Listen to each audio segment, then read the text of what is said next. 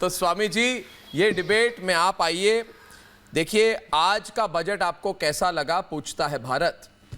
दूसरी बात स्वामी जी कि सरकार कह रही है हम किसानों के लिए सब कुछ कर रहे हैं।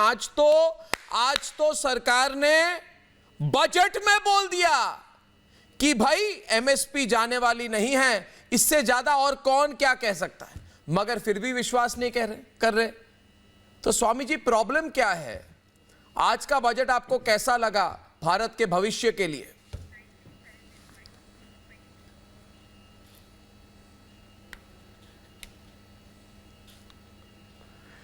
अर्णव भाई, पहले तो एक नेशनलिस्ट हमारे एडिटर इन चीफ हैं और वो भी रिपब्लिक भारत के। भारत का जो रिपब्लिक है, भारत का जो कॉन्स्टिट्यूशन है, उसकी नींव में एक शब्द है इक्विटी, दूसरा शब्द है जस्टिस, तीसरा शब्द है साइंटिफिक टेम्परामेंट के साथ आगे बढ़ने के लिए अपने हिस्से की जिम्मेदारी और भागीदारी लेना। इसके बारे में अर्णव भाई आप बार बार बात करते हैं कि मेरी क्या जिम्मेदारी है, मेरी क्या भागीदारी है नेशन बिल्डिंग में। वो क्योंकि हम अधिकारों की तो बात करते रहते हैं, मांगते रहते हैं, लेकिन मैं क्या दे सकता हूं? देश हमें देता है सब कुछ, हम भी तो कुछ देना सीखे। तो मैं बिना किसी बहसबाजी में पड़ते हुए, जितने भी यहाँ पर बजट के पक्ष और विपक्ष में आपने लोग बैठा रखे हैं, मैं सबसे एक ही बात कहूंगा, भाई अपने अपने हिस्से की जिम्मेदारी तो तय करो। बहुत बढ़िया। मैं यदि अपने हिस्से की जिम्मेदारी न लेता तो अपने हाथ में भीख का कटोरा लेकर के मांग रहा होता। आज मैंने 5 लाख लोगों को रोजगार दिया है, तो एक विजन के साथ दिया है ना। तो आने वाले 20-25 वर्षों के भारत की नींव डालने वाला, माने इंफ्रास्ट्रक्चर क्रिएट करने वाला बजट है। अब इंफ्रास्ट्रक्चर अच्छा होगा, चाहे वो एग्रीकल्चर के आधार पर एग्रीकल्चर को बढ़ावा देने वाला इंफ्रास्ट्रक्चर है, चाहे वो रेलवे है, चाहे वो सड़क है, चाहे वो अलग अलग प्रकार से मंडियों का आधुनिकीकरण है, एमएसपी को 1.5 गुना करने की बात है, चाहे वो हेल्थ पर आधारित इंफ्रास्ट्रक्चर है और हेल्थ फैसिलिटीज के लिए 137%, माने 2,32,000 का करोड़ का बजट आजादी के इतिहास में पहली बार इतना बड़ा, उसके ऊपर बड़ा फोकस है।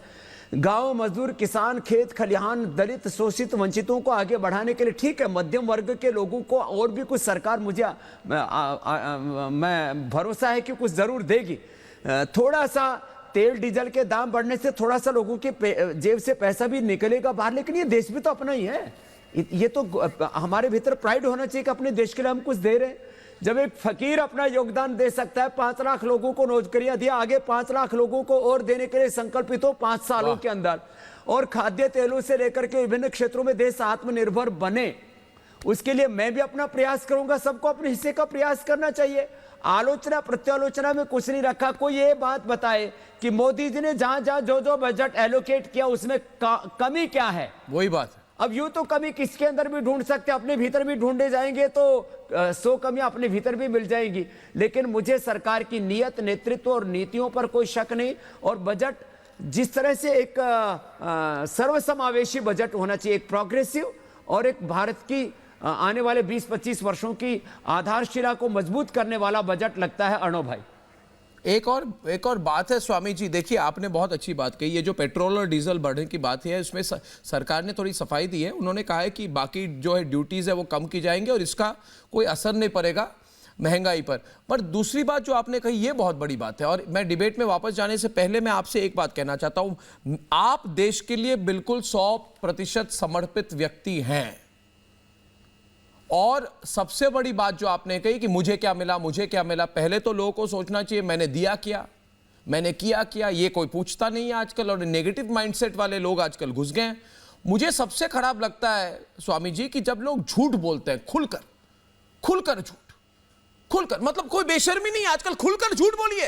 100 लोगों को ले आइए, मारिए, धाड़िए, झूठ बोलिए, ट्विटर पर लगा दीजिए, जो मन में आए बोलिए, फिर 250 लोगों को लेकर आइए। अगर जेल जाने का समय हो जाएगा तो बोलेंगे भाई हम पर टारगेट किया जा रहा है। देखिए स्वामी जी, ये एमएसपी वाली बात जो है, ये भ्रम फैलाने वाली बात है। इस पर मैं चाहता हूं आप थोड़ा सा हमारा ज्ञानवर्धन करें। ये अंतोनिया दी माइनो, राहुल वाड्रा गांधी, ये ध्यान से मेरी बात सुने कि राहुल जी ने कहा कि जब आपकी पार्टी थी तो आपने जो एमएसपी बांटे थे उसका 3 गुना एमएसपी आज सरकार ने बांट दिया है। 3 गुना, वो भी सीधे खाते में पहुंचा दिया है पैसा, बिना किसी बिचौलिए के। यानी कि बिना किसी बिचौलिए डायरेक्ट पैसा देती है। और एक आंकड़ा देता हूं स्वामी जी, इसके बाद मैं आपसे सुनना चाहता हूं कि गेहूं की खरीद पर 2013-14 में 36,000 करोड़ रुपए खर्च किए गए।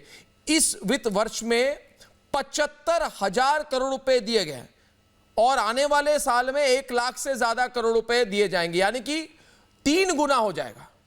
और मैं जितने आंकड़े दूं, स्वामी जी मेरी बात नहीं सुनते, मैं ज्यादा बोलता हूं तो बोलते तो मोदी भक्त हो। इसमें मोदी भक्त होने की क्या बात हुई? अगर 3 गुना पैसा कर दिया तो आंकड़े हैं क्या? आंकड़े की मोदी के भक्त हैं? कल बोलेंगे आंकड़े मोदी के भक्त हैं, तो मैं क्या करूं? स्वामी जी थोड़ा ज्ञानवर्धन कीजिए, नहीं तो आपको मैं जाने नहीं दूंगा अपने प्रोग्राम से। इस पर डायरेक्ट मैं चाहता हूं आप डायरेक्ट बोले लोगों को। ये भ्रम फैलाने वाली बात जो है ना, इससे बहुत टेंशन हो रहा है आजकल मुझे। देखो अर्णव भाई, आंकड़े कभी झूठ नहीं बोलते। तथ्य को अब कैसे से अब कोई सूरज कब कैसे झूठ बोलेगा? चांद कैसे झूठ बोलेगा? ये धरती, ये गगन, ये आसमान कैसे झूठ बोलेगा? ऐसे तो सारे अस्तित्व को हम झुठला देंगे तो हम खुद ही झूठे कहलाएंगे। मैं तो एक सीधी सी बात कहता हूं, मोदी जी जैसा निस्वार्थ व्यक्ति, ना उसका घर से, ना परिवार से, ना किसी दूसरी दुनिया की चीज से किसी से मोहब्बत है। वो कंप्लीट डिटैचमेंट वाला और देश के साथ कंप्लीट अटैचमेंट वाला व्यक्ति है।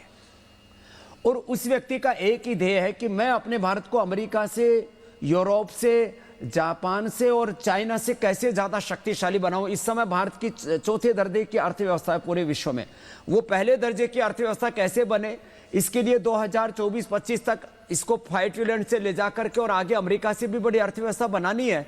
तो उसके लिए बुनियादी चीजों के ऊपर ध्यान देना पड़ेगा। मैं ये मानता हूं ये वोट बैंक वाला बजट नहीं है, ये नेशन बिल्डिंग वाला बजट है। और ऐसे में जो एमएसपी की आपने बात की, मैं एक किसान का बेटा हूं, मैं जन्म से किसान हूं, कर्म से योगी बना और इस देश के लिए जो मुझसे बन पाया उसमें मैंने सहयोग किया है। योग करते हुए, योग और उद्योग के द्वारा इस देश को आत्मनिर्भर बनाने की दिशा में जो मुझसे बन पाया किया है और आने वाले 50 सालों तक करने वाला हूं। लेकिन एक बात ये कहता हूं, मैं किसान का बेटा हूं, मैं तो खुश हूं क्योंकि किसान का 1.5 गुना एमएसपी किसी सरकार ने नहीं किया, मोदी जी ने कर दिया। और उसके लिए जो भी एग्रीकल्चर के लिए जो भी इंफ्रास्ट्रक्चर रिक्वायर्ड है, उसके लिए मंडी के आधुनिकीकरण करने के लिए, और जो किसानों ने इस दरमियान जो अभी पूरा संघर्ष और टकराव चल रहा है उस दौरान जो भी किसानों ने सुझाव दिए उन सबको भी मानने के लिए तैयार है सरकार। तो मुझे नहीं लगता कि किसी भी प्रकार से कोई आग्रह रख करके बात करनी चाहिए। जब एक व्यक्ति ईमानदारी से देश की सेवा में लगा है, मैंने तो कई बार कहा, एक बार फिर दोहराना चाहता हूं अर्णव भाई, क्योंकि आपका ये रिपब्लिक टीवी है और भारत एक दुनिया का सबसे बड़ा जो है रिपब्लिक कंट्री है। तो भाई कोई मोदी से बेहतर आदमी से देश में नेतृत्व वाला कोई बता दो, उससे बेहतर विजन वाला कोई व्यक्ति बता दो। और ये जितने आपके पास में बजट के विरोधी लोग बैठे हुए हैं, आप उनसे पूछो भाई इससे बेहतर बजट का कोई जो है उसका वैकल्पिक बजट आप इनसे मांगोगे, उनके पास में कुछ है नहीं बताने के लिए। इसलिए खिसियानी बिल्ली खंबा नोचे, कुछ लोगों की जो है राजनीतिक सत्ता उनसे छिन गई और वो बिना सत्ता के तड़फ रहे, बिलख रहे। वो लोग कुछ भी बोले उससे कोई फर्क नहीं पड़ता। मोदी जी देशभक्त हैं और वो देशी भक्त नहीं, वो सबका हित चाहने वाले हैं। माने सभी वर्ग, मैंने दिल से, मैं मोदी जी को लगभग 2 दशकों से जानता हूं, वो दिल से सबसे मोहब्बत करते हैं। वो हिंदुओं नहीं, मुसलमानों को भी आगे बढ़ता हुआ देखना चाहते हैं।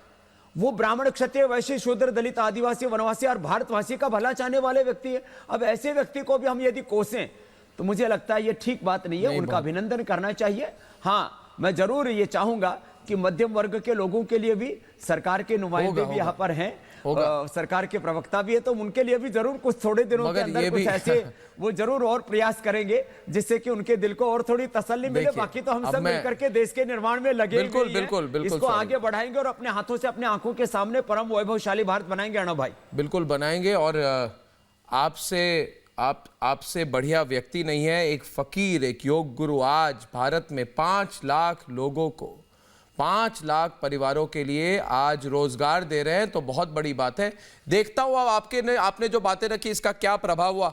अगली बार मिलूंगा ना स्वामी जी, आजकल योग बहुत कर रहा हूं मैं, पिछली बार आपने करवाया था, इस बार मैं आपसे योगा करवाऊंगा। आप देखिए आजकल बहुत योग हम कर रहे हैं और आप योग गुरु है, आपसे हम नंबर लेंगे अगली बार।